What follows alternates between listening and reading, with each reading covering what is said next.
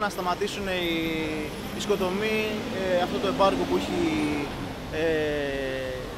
που συμβαίνει αυτή τη στιγμή στη Γάζα, οι άνθρωποι που λιμοκτονούν.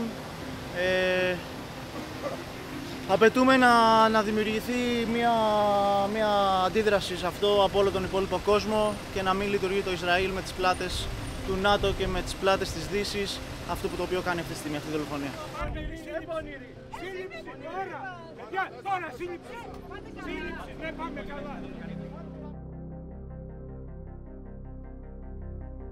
I'm sure the government of Greece can take care of us.